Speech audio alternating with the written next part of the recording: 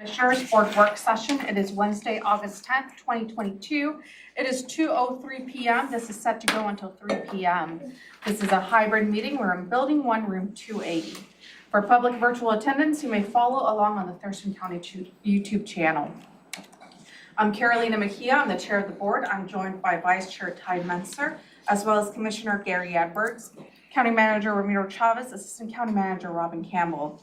And we have some guests today from the Department of Natural Resources, and I'll let them do their introductions. The topic we will be discussing today is Department of Natural Resources timber sales, and it's an informational session. County Manager, I'll pass it. If you can introduce yourselves, please. Sure. Thank you, Commissioners and other members of the board. My name is Dwayne Emmons. I'm the Acting Deputy Supervisor for State Uplands. So within the department, we're really about 4 different agencies in one. So I have the oversight of the roughly 3 million acres of lands that the DNR manages for our various beneficiaries. So I'm located here in our headquarters in Olympia. I report to the commissioner, and like I said, I have that oversight of all of that work that we do on those public lands. And I'm Scott Sargent. I'm the South Puget Sound Region Manager. So the state's broke up into 6 regions, and so I manage the South Puget Sound region, which is encompasses the Thurston County and the Capital Forest. Thank you. Will you have your PowerPoint? I will bring that to the screen here in a minute. It's pretty lengthy, so I appreciate that. Yep. So I will ask you to probably narrow your presentation between 20 and 25 minutes. There's a lot of questions the board may have, specifically related to the hardwood, delicate hardwood timber sale in Southern Lake. So just want to allow the board have enough time to answer questions related to your response to the letter the board sent, as well as the response to the SEPA process that you submitted as well. So I appreciate that. Give us that in advance. So let me share the screen if I can manage this.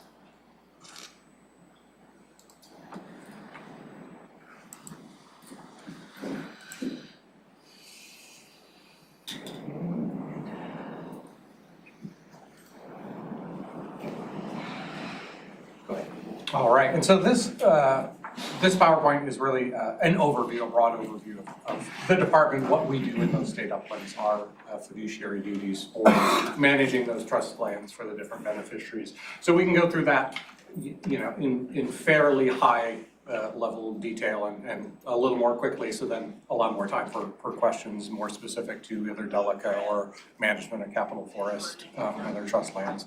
So in general, the department manages like I said, roughly 3 million acres of trust lands throughout the state for a variety of purposes or a number of business lines.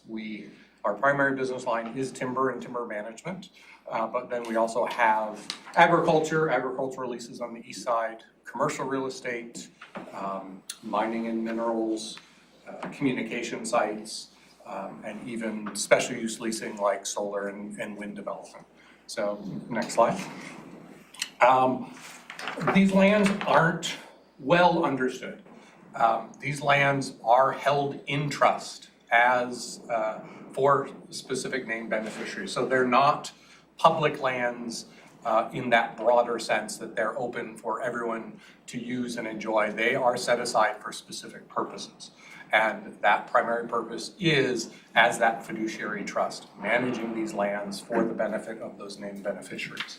So trust management in general has very specific both common law and then statutory requirements that the department has to follow.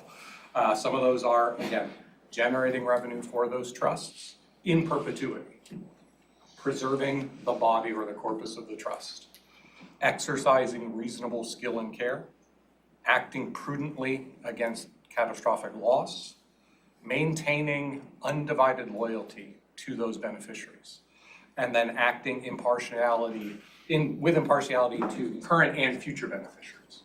So we can't take actions today to benefit one set of beneficiaries that we know will unduly impact future beneficiaries. So same as our State Investment Board, when they're managing the permanent funds, managing the pension funds, they have those same types of fiduciary duties.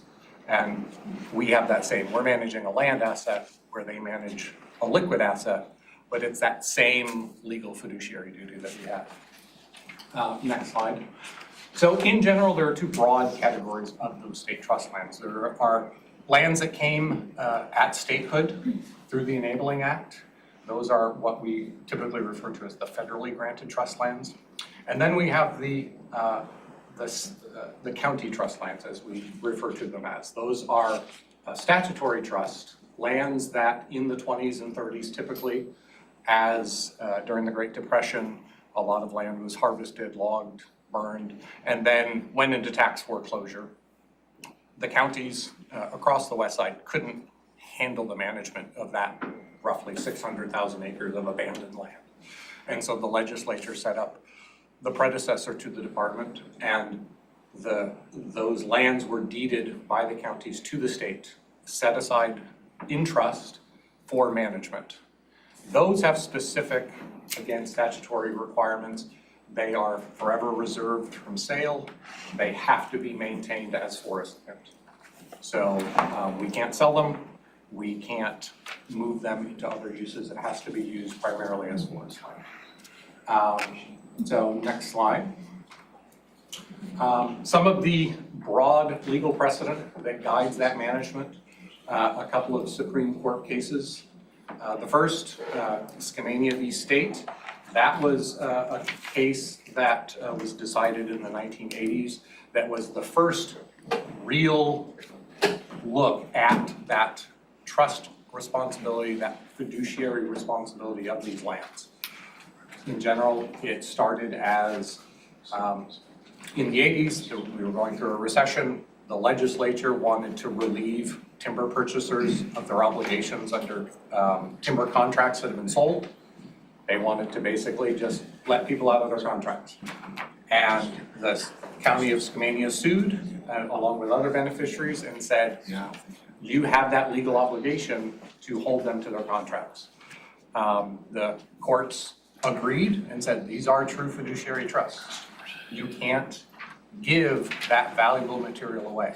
You can't relieve those purchasers of that burden. You have an undivided duty to those beneficiaries. The very recent, just earlier this month, decision, Conservation Northwest versus Hillary Franz and the Board of Natural Resources, looked at the federally granted trust lands. The case brought by Conservation Northwest and other groups sought to say that the state constitution and the Enabling Act, the language in the Constitution says these lands are set aside for the people, and they looked at that and said that means these lands are for multiple uses and for multiple beneficiaries. The people are the beneficiary, not those named beneficiaries. The courts ruled unanimously that that's not the case, that these are true, again, financial fiduciary trusts, and that the department is managing and has that duty to manage those as a fiduciary trust. They did say in part of their ruling, the department doesn't have to maximize revenue. That wasn't our argument, that was Conservation Northwest's argument that we always have to maximize revenue. We say, no, we don't. We balance. We use that prudent person doctrine of trust management to say, in areas where we want to leave more trees for visual quality, we can do that. Where we want to set aside more land for habitat protection under our HCP, we can do that. And so, again, that unanimous decision that said the department is managing these correctly and has that fiduciary duty to manage for the beneficiaries was just concluded again this month. Next slide. So, of those, and I keep looking up at the screen, sorry. Just kind of an overview of those county trust lands that we manage for the different counties. This table here shows all of the different acreages, the different counties we manage for. Thurston County State Forest Transfer, those are those lands that we acquired through those deeds from the county, roughly 20,000 acres. There's a section of those in Capitol Forest, others out in the block out by Tenino. Then there's another category of 23,000 acres of state forest purchase lands. Those are lands that the state purchased and then set aside for both the counties and the state as beneficiaries. So the county state forest transfer lands, the counties receive 75% of the revenue that's generated.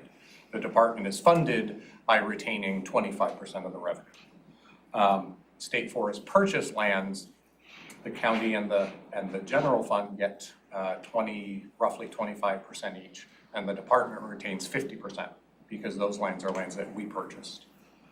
Capital Forest has a considerable amount of that state forest purchase land. Next slide. What's that third column there?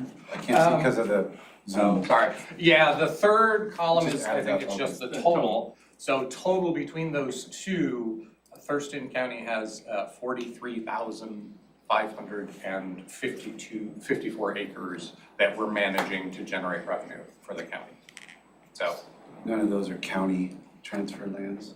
it's that is the sum of the 20,000 acres of state forest transfer and 23,000 of purchase. That third column is the total of the three, of those other two, sorry. So in total, we're managing 43,000 roughly acres that we generate revenue for the county. I understand. And part of my challenge in sifting through all this the last 6 months has been the terminology. Right. Because the way the terminology changes from article to article about the lands you purchased, the lands you got as statehood, the lands that the counties deeded. And I don't see that, like you called it in a previous slide, county Right. transfer land, but that's not a title up there. So where's Right, that? so, correct, so state forest transfer, Yeah. those are the lands that we acquired through those deeds from the county. Those are the ones that were tax foreclosures that came to the department to manage. The purchase, state forest purchase, are lands that we purchased for county and then the general fund for And there's another category of lands that were gotten at the original. Right, and so those are the federally granted lands. Those the county isn't a beneficiary of. Those are the common school, the university trust, the normal school, UW trust, et cetera. Do you have those in Thurston County? Those do exist in Thurston County. So in Capitol Forest, there are a number of lands that are common school, our university trust, et cetera. Those, again, the county doesn't receive any revenue from other than excise tax. Right.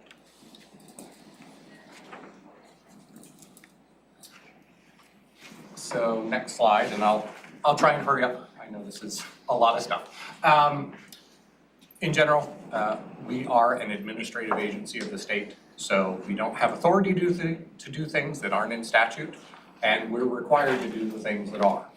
And so one of the main things that we have to do, our Board of Natural Resources is charged with the department establishing policies to ensure land management is based on sound principles and designed to achieve maximum development and use of the lands consistent with applicable laws.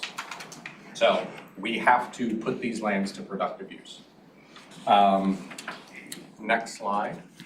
So we're guided then by board policies, the policy for sustainable forests, by statutes, the multiple use concept, the sustainable harvest level, and then federal and other state laws. So the Endangered Species Act, we comply with that through a habitat conservation plan that we have on all of our lands. Again, I won't delve into those in a lot of detail, so we can go to the next slide. All of our lands are further independently certified voluntarily under the Sustainable Forestry Initiative. If you ever go to Home Depot or Lowe's or anywhere else, or turn over any milk carton, you will see a logo, either an SFI or an FSC logo, independent third parties that come and audit and verify that we're managing sustainably to their certain certification systems. So all of our lands are certified under SFI.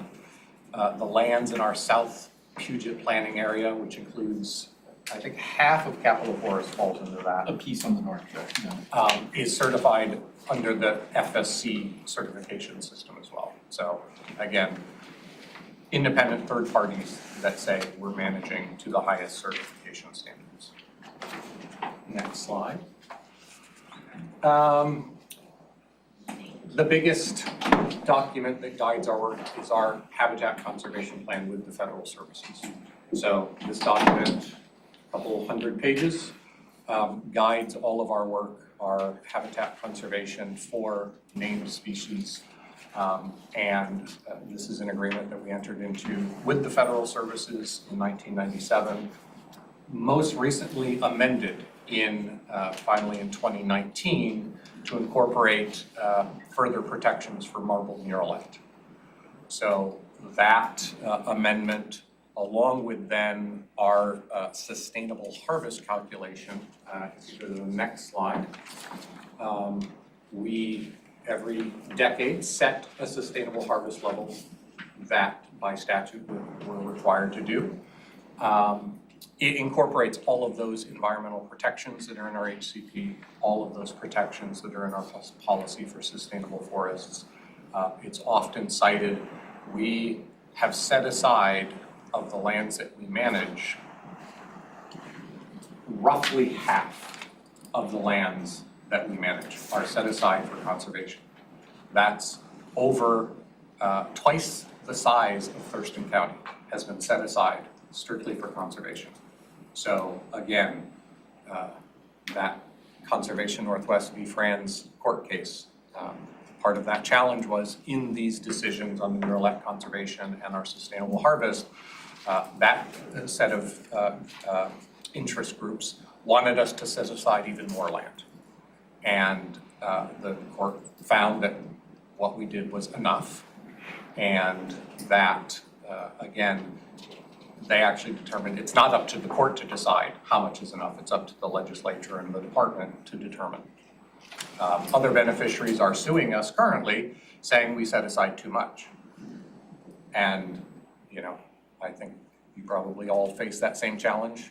Any decision you make, there are folks on each side that say you didn't do enough or you did too much. And so we're working to settle that case. Same decisions, we set aside too much, we didn't set aside enough. We feel we set aside the right amount. But again, between all of these policies and procedures, I think it's over 480,000 acres have been set aside for conservation. Next slide. And I think this is where I'm going to hand it over to Scott to talk more in the weeds, how we get a timber sale from policy to the beneficiaries.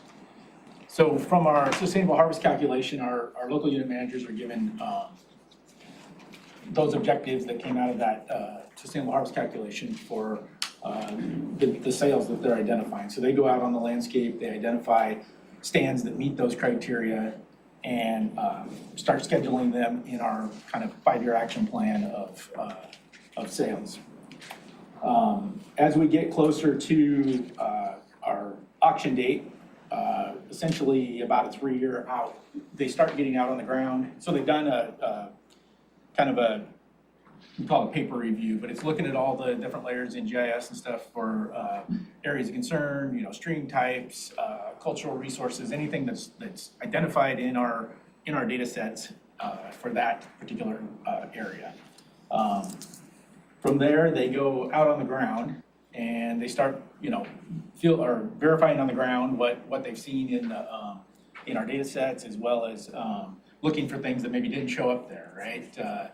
Legacy trees, cultural resources, those kinds of things. And then they bring out our various specialists based on what they're finding out there to assess those items and determine basically what areas are being set aside for protection, what areas, you know, where the boundaries will be for the harvest unit, based on feedback from those specialists, based on our HCP and the guidelines there and the forest practice rules. As they get that all pulled together, the specialists do their assessments and provide their feedback, then that is put into a package at around about 3 years in, as we're approaching the sale auction, I would say a year to 6 months out from there. They're putting together the SEPA documents, the forest practice permits. Those are turned into our product sales shop and go through a fairly extensive review. The units are cruised and an appraisal is set, working with the staff in division. And then that packet is handed off to division to prepare for Board of Natural Resources presentation and approval. Once that occurs, it comes back out to the region to do the timber sale auction. And the example that's shown here is like a typical lump sum timber sale. We have a couple other types of sales that we do. We do thinnings, which are scale or MBF scale or weight scale, or we also do sort sales. But our typical sale is a lump sum timber sale. There's usually a 2 to 3 year contract period on that sale. So the contract goes to the purchaser. They hire the road builder and the logger, and they have to meet the criteria that are in the contract as they do that. But they have some control on when they remove that wood during that contract. There's often seasonal requirements based on protection needs on the site. But over the course of the contract, they have control on when they remove that.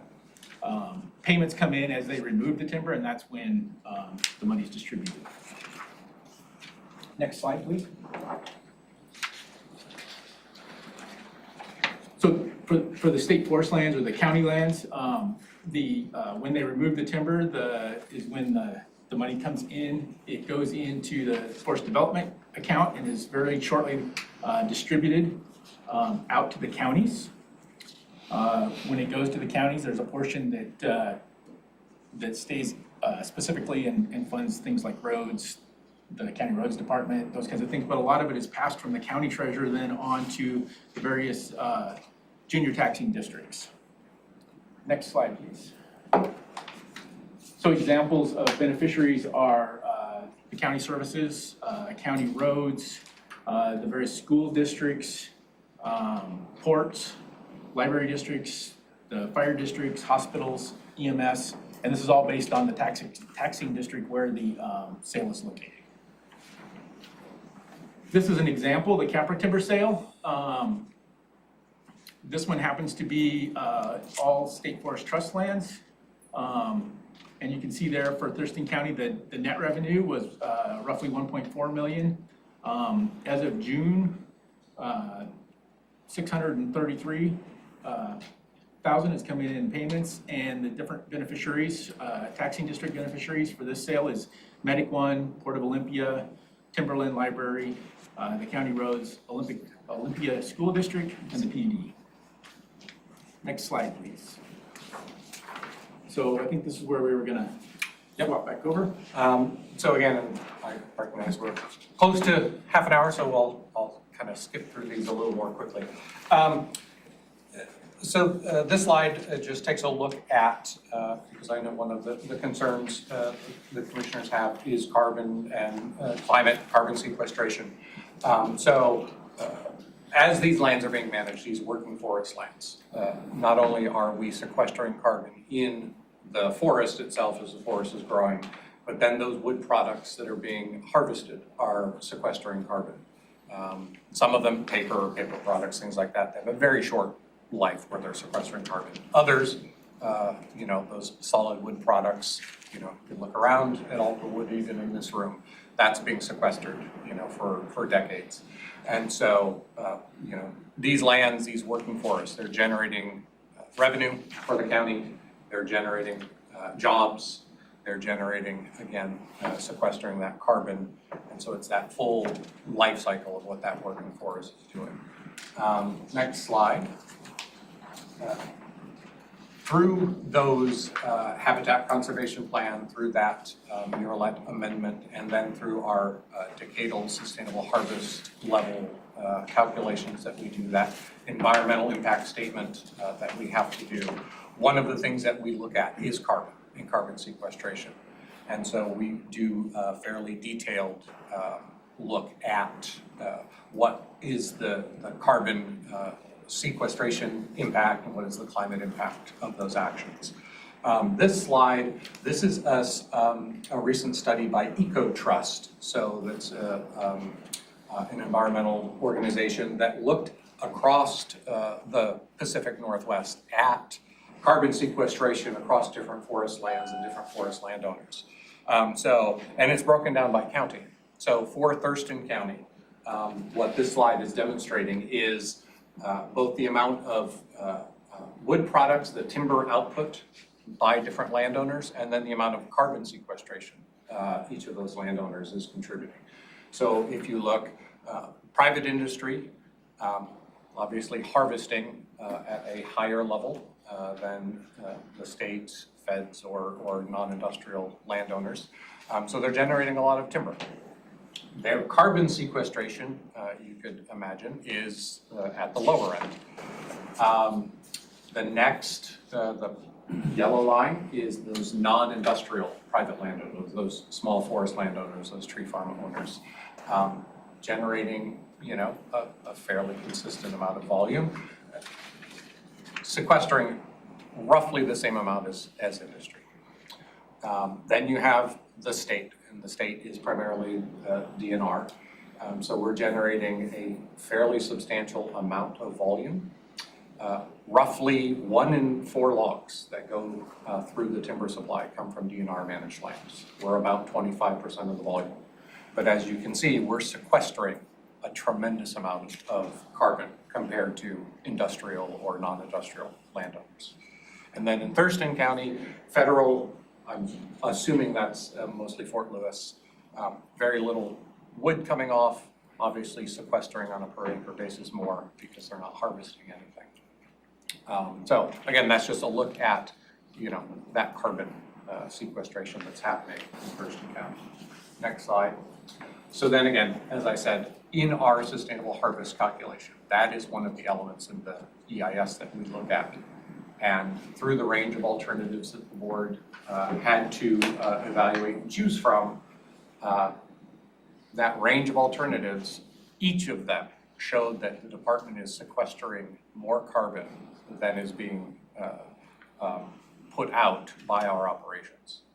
And so the department, the board chose alternative 6, which had for them the best mix of producing revenue, protecting environmental quality, conserving more land for habitat, for murrelet, and then sequestering carbon.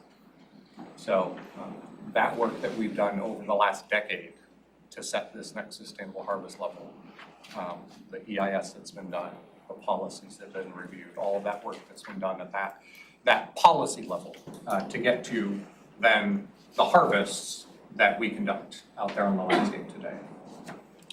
So I'll skip over the carbon project. I know, Commissioners, you have some interest in that.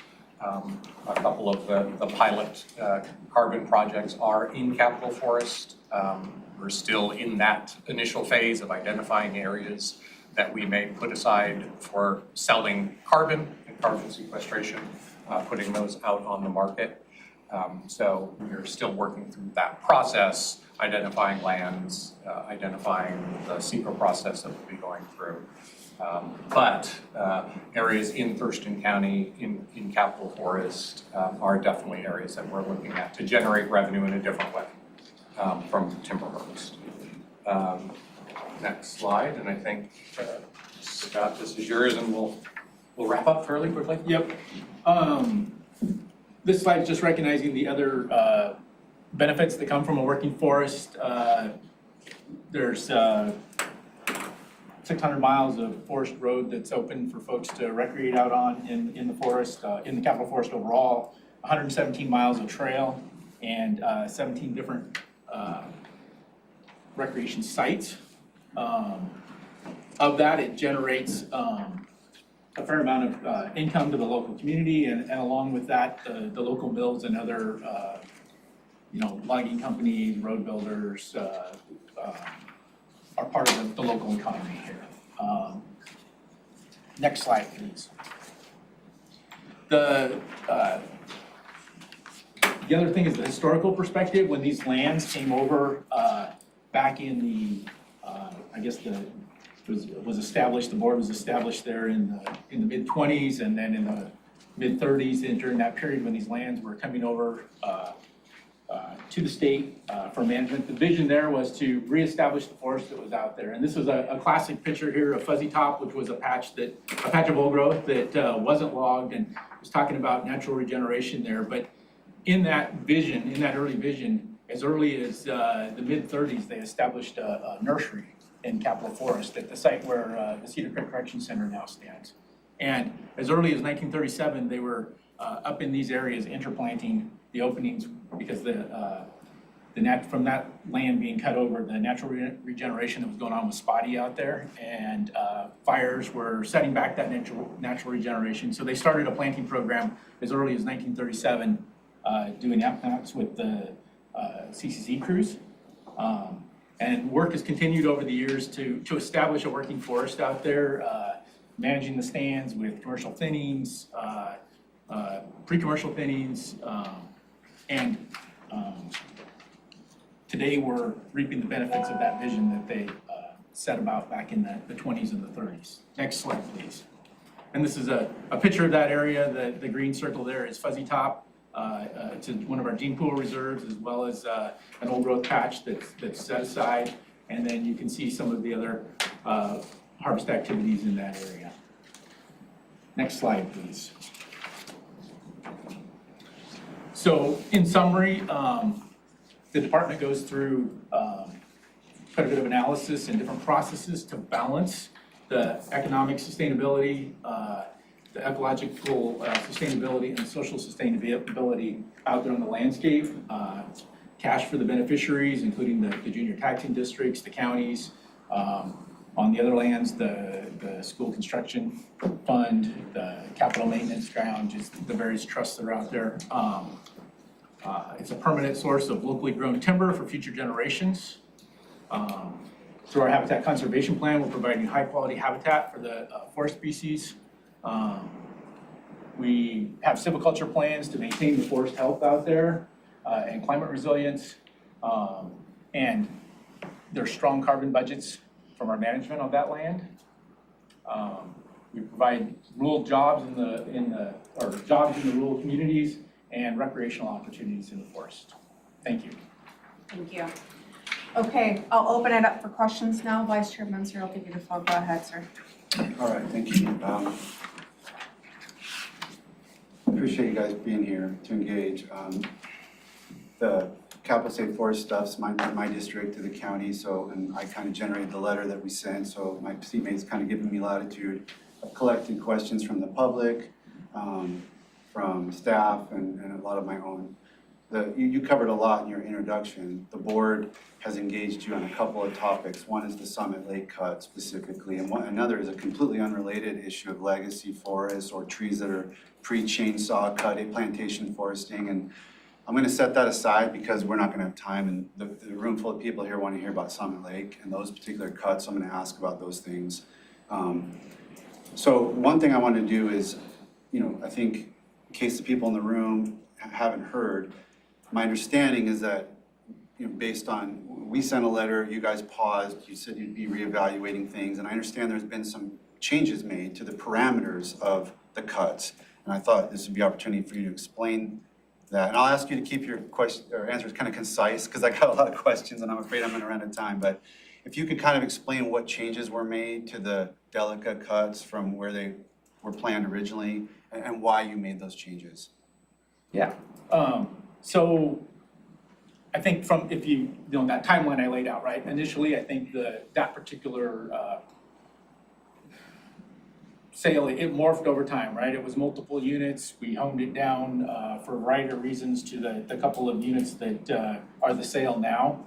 I think if you went back in time and looked at those original polygons, some of them were bigger than what they are now. And as we went through that process, we honed down to what is the harvestable area, which is the sale as you see it proposed now.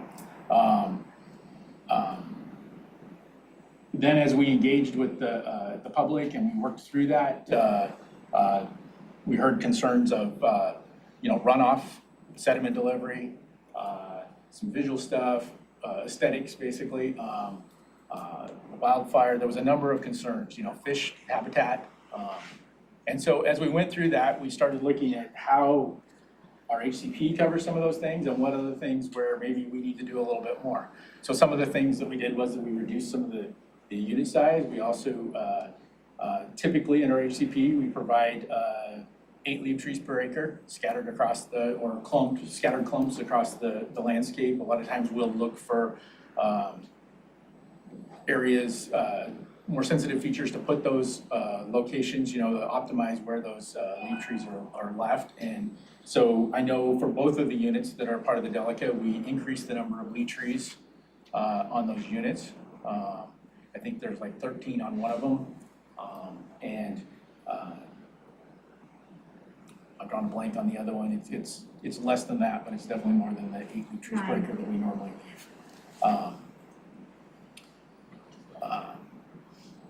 We also did additional assessment with our hydrologists out there to look at, are we gonna impact, those flows that come off of there, especially during those larger events, rain events that we have from time to time, and made sure that we did a sound assessment of that. Okay. And did it factor in that the Summit Lake is a drinking water supply for the residents? It's only surface water in Thurston County that has that character. Was that a consideration? Yes, we definitely considered, what are the impacts to the water quality going to be? And some of the other things that we've incorporated in there were, we've got tighter seasonal restrictions on the logging operations in there to prevent working in the wet soil conditions, saturated soil conditions. We looked at where our buffers that were on the streams. We have basically site height buffers on the type 3 streams that are there, which is a site index 100-year Douglas fir, 100-year site index for Douglas fir. So you're talking 180-ish feet on average for the buffer widths on type 3 streams. We've also clumped a lot of our leaf trees on the type 5 streams to add additional water protection there, as well as additional leaf trees. I think a staffer brought to my attention that there are certain areas DNR does not permit cuts where there's in a drinking water basin, or however you want to call that, near somewhere in Upland in Seattle area and Aberdeen area. Is there something different about those areas that distinguish them from go ahead and allowing the cuts here where there's a drinking water, surface water body? The only thing I can think maybe that you're referring to are if there is, if it's within a municipal watershed, that there are watershed protections that municipality has put in place. Potentially, maybe that's what your staffer is referring to. You're managing. So I think that's likely what that's referring to. So there aren't additional RCWs or forest practice rules that would come into play. So RHCP, would it looks at that water quality as far as and then there are forest practice rules on drinking water intakes, but that would be within the unit itself, right? If somebody has if they're drawing water from a stream that is coming through one of the units, there'd be additional protections.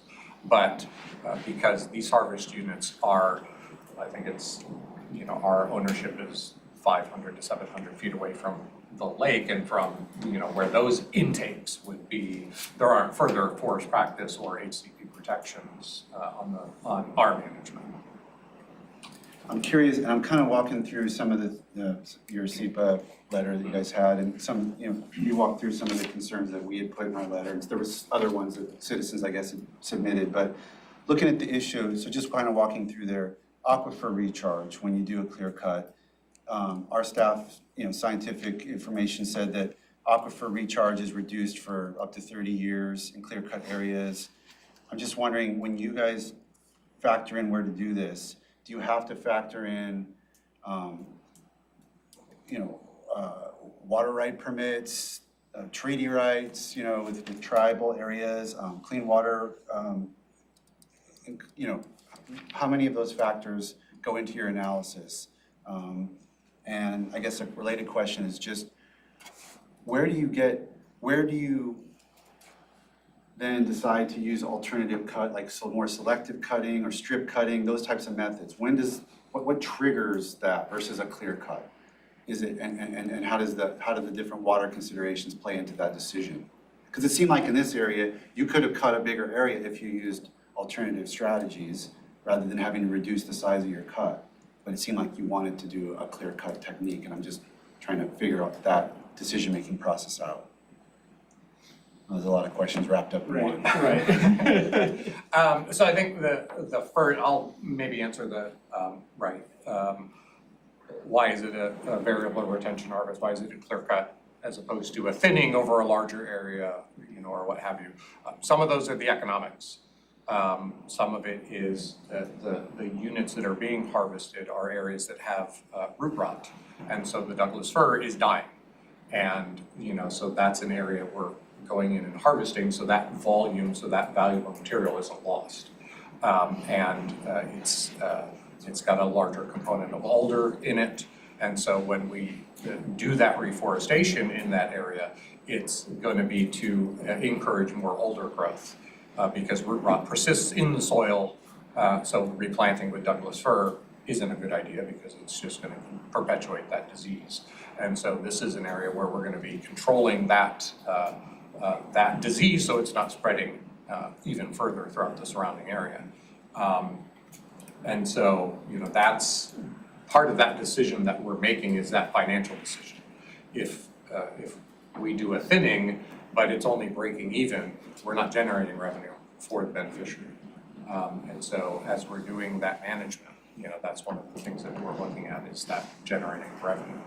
And I don't know if we've sent the hydrologic assessment Yes. and all that, okay. Unfortunately, I'm definitely not an expert in hydrology. That's why we have hydrologists and licensed geologists on staff. I'll defer to you, Scott, on you know, some of what that assessment looked at and what that said. Yeah, so they, so our hydrologist staff, when they did the assessment, they look at the overall basin and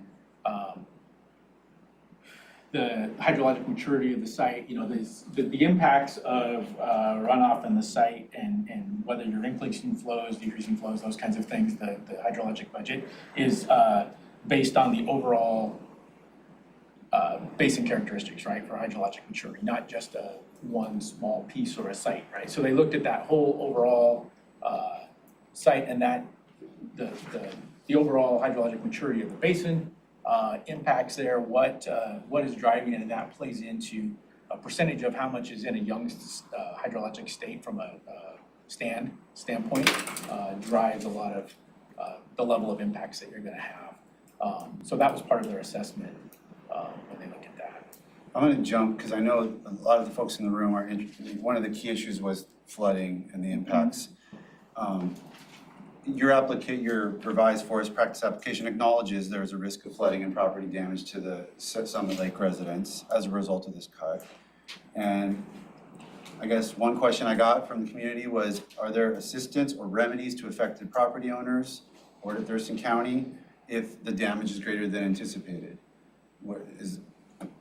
So the report does acknowledge that damage could occur, right? We've seen that already in the past with the stand there as it is, right? These large events, they overwhelm a lot of times the design of structures that were out there, you know, whether it's culverts or whatever that have been in place.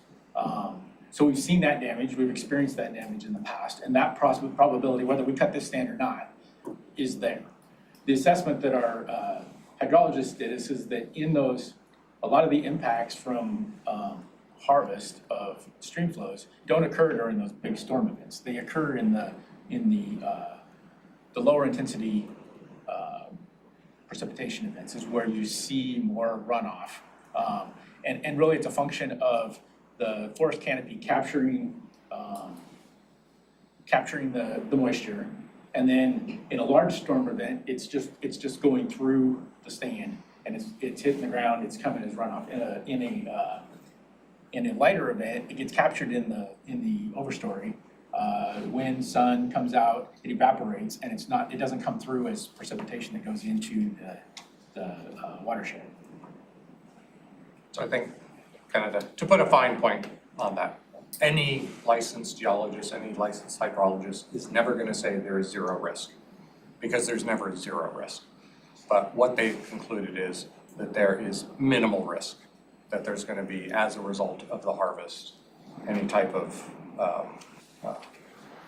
landslide or other effect in a normal during normal precipitation. And as Scott said, when you have a catastrophic event, Mount Rainier had roads and campgrounds wiped out during the last large 100-year flood event.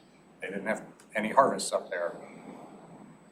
When you have a catastrophic event, it overwhelms any system that you have.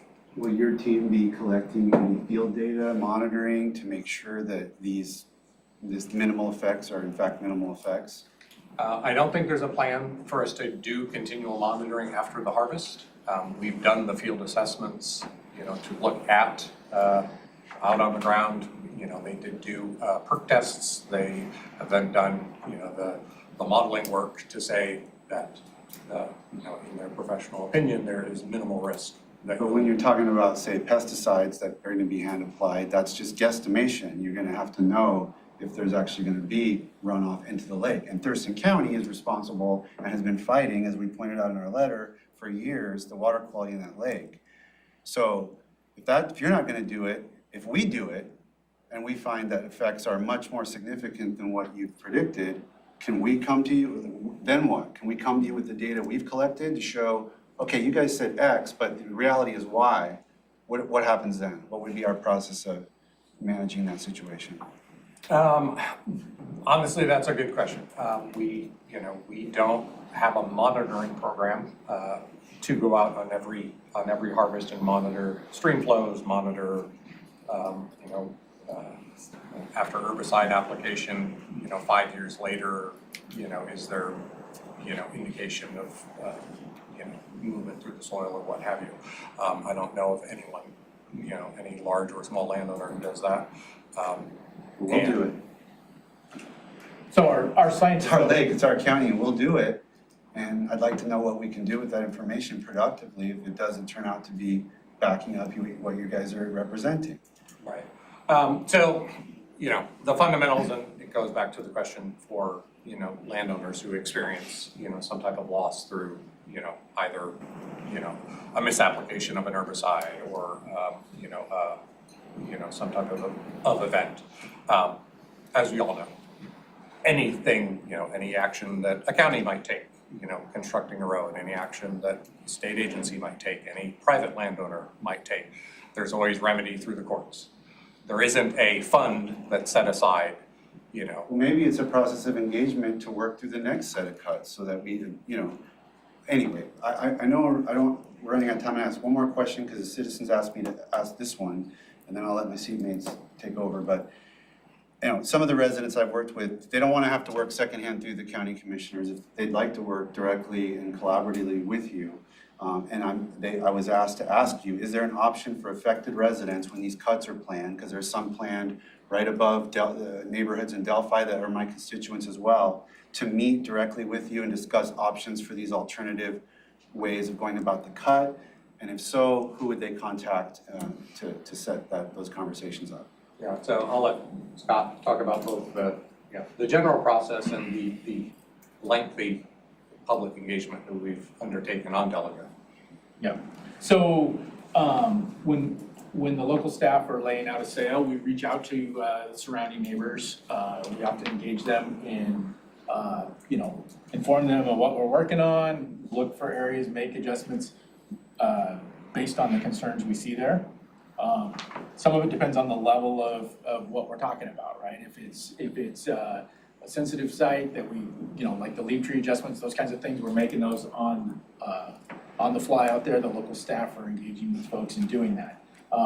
If we're talking about a policy level item, then the local staff aren't gonna make that decision, right? That's a process to work through the Board of Natural Resources and make those policy level decisions. They're the policy making body, and that's where those decisions are made. So it depends on what level you're talking about, but definitely our staff engage with folks out there. They can reach out. We're usually sending flyers out to the adjacent, landowners, out of ways. They can reach out to myself at the region office there, and we'll get them connected with the right staff to have those conversations if there's a specific sale that they're concerned about. Thank you. I'm gonna take all my seatmates to questions. And I'll just note, on the delegate sale, we did that initial, right? Knock on the doors as we're out behind your property, this is what we're doing, this is who we are, let's talk about it, adjust, sales. We had a public meeting with the Summit Lake community. We had both positive and negative responses after that public meeting. We had residents who said, we understand what you're doing, we think this is fine. We had residents apologize to our staff for the negative, the vindictive comments that we were receiving, our individual staff. We have done tremendous public engagement. My predecessor, the person I'm acting for, and Scott have been on site talking to the local landowners, talking to the adjacent neighbors. So there has definitely been tremendous public engagement. And as you have noted, we've adjusted the sale to take some of those things into consideration. I think what was frustrating is you paused and adjusted the sale when you got a letter from 3 Board of County Commissioners. You didn't make those adjustments when you heard from the community. And you acknowledged here today that there were very valid concerns that caused you to do, Scott explained, additional analysis. And they're wondering, why didn't their showing you that information cause you to do that analysis? Why did it take the Board of County Commissioners sending you a letter to do it? That's frustrating for the public. Well, maybe to clarify, most of the sale was adjusted. And I gotta just tell you, I spent hours and hours and hours both listening to them, working with staff, and researching myself to even understand, because I'm not gonna send you a letter just because somebody tells me to. I'm gonna back it up. So it cost me a lot of time and effort because you didn't listen to them from the get-go. Right, and I will just say that the majority of the sale was reconfigured well before we received a letter from the county commissioners. It was engaging with the landowners, engaging with the community, that caused units to be dropped, that caused reconfiguration, that caused added lean trees. We didn't reconfigure anything after receiving the letter from the county. All of that work had been done prior. Okay, so you paused the sale, put out your statement in the newspaper, patted us on the head, and nothing changed. That wasn't my understanding. Good to know. Pause the sale because we received information from a qualified expert that our forest practices said we would like more information from the department. And so we did that, provided the hydrologic assessment. And, like I said, the reconfiguring had already occurred. I don't know if my teammates would indulge me, but since you brought that up, I'd like maybe our county hydrogeologist to just explain what maybe some of his concerns were in response, since that was the point of your pause and information, because I'm not like you, I'm not a hydrogeologist, and I struggle with some of this stuff. So I'm Kevin Hansen, I'm the county's hydrogeologist. I wrote a write-up on, after looking at your comment letter, your response to our assessment report. What I just saw was a lot about benefits. Yeah. What I did not see was a lot about costs. So I'm very interested in, did you look at the lost water availability as a specific project cost, reducing the potential harvest value? Did you look at lost stream base flow and the degradation of fish habitat as a specific cost? Lost recreational value because of degraded stream flow? Lost drinking water? In other words, are you going to cover the drinking water for the folks that are sitting behind you? I mean, these are serious issues, because right now, these are the public bearing the majority of the cost. But if it weren't for the Boy Scouts, a lot of folks would have been out of water several years. I mean, really, folks had to step up and bootstrap this up. So the degradation in water quality is a huge matter. I mean, I know your analysis suggested that the forest cuts were small in relation to the land use effects caused by permits issued by the county.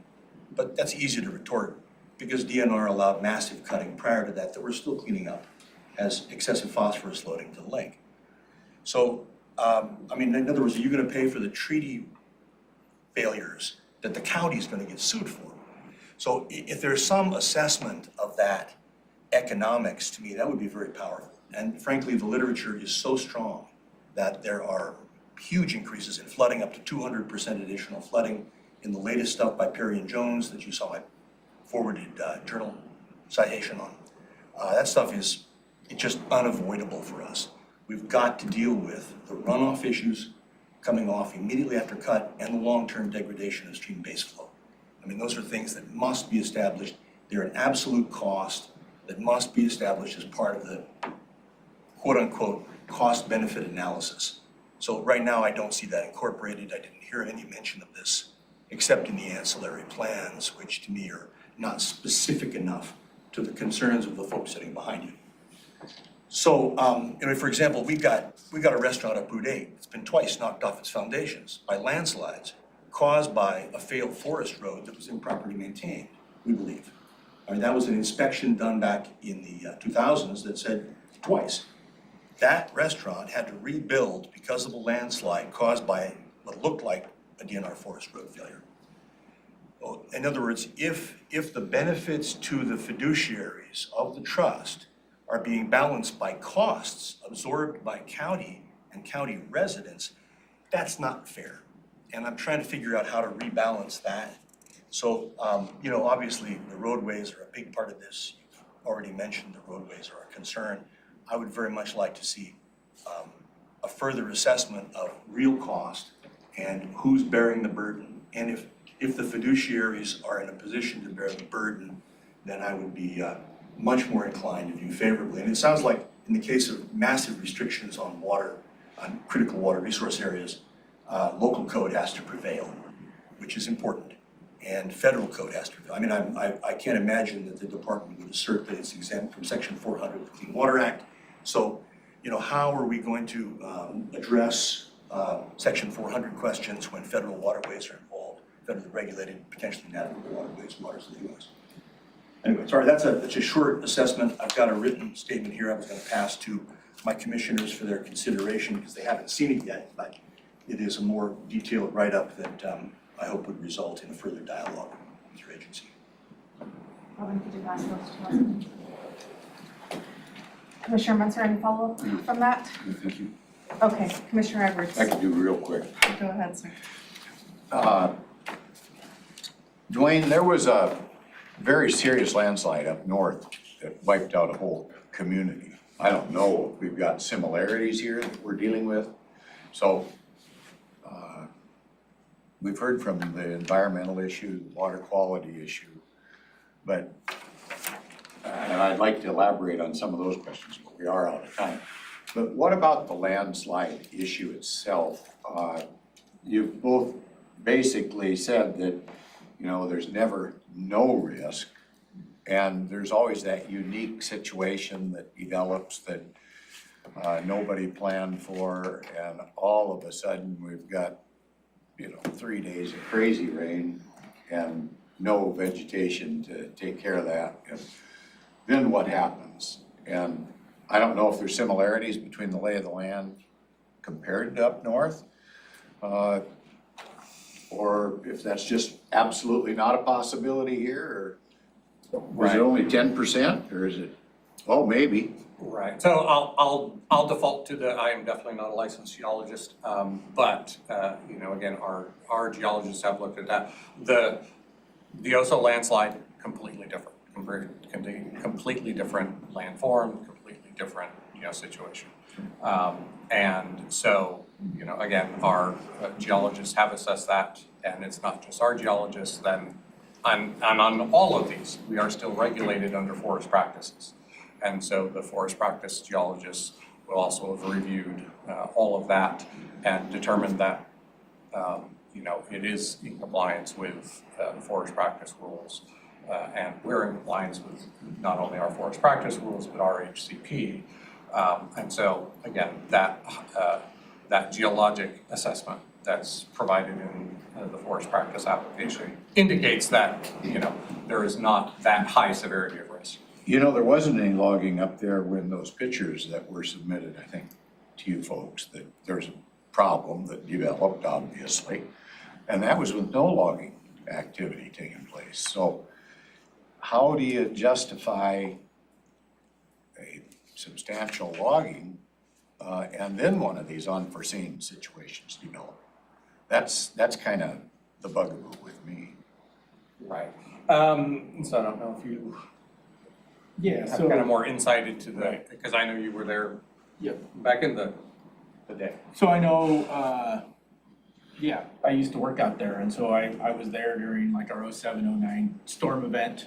I think one of the neighbors called me because there was, following one of those events, I went out and walked those streams, and I've heard a comment, I've seen a thought that there was a road that washed out that caused that up on DNR lands. There was no road that washed out.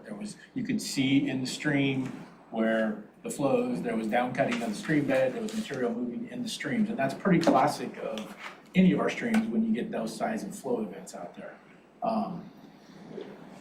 If you look at the report, the follow-up report that our hydrologists did, they're saying that the impacts of this harvest on added stream flows are negligible during those big events, based on the mitigations that we put in place. I see that our hydrologist has a response to that. I'm done. Kevin, anything you would like to add? Two brief things, three. Number one, we do have landforms and conditions very similar to those which suffered the terrible tragedy at Oso.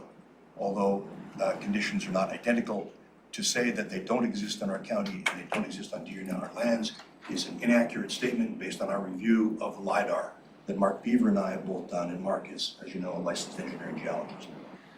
Number two, the photographs in your packet indicate that the road failure that triggered the two landslides that wiped out the barbecue establishment were a road failure. We believe it's on DNR.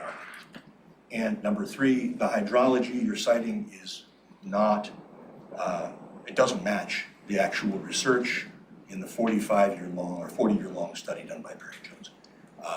There is absolutely a massive increase in runoff that occurs immediately after clear cutting, and there is absolutely a long-term stream deficit, both of which are troubling for opposite reasons, both related particularly to the use of the clear cutting method.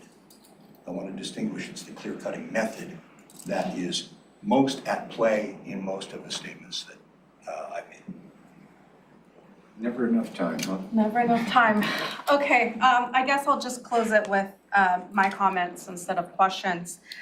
A lot of what Kevin said, I definitely echo. I'm so concerned about. I understand the water quality, but I think this goes above and beyond because it is the drinking water source that these folks, will have a damage to. And that really didn't get answered. And so I have a lot of questions. I have a lot of concerns for these folks. I'm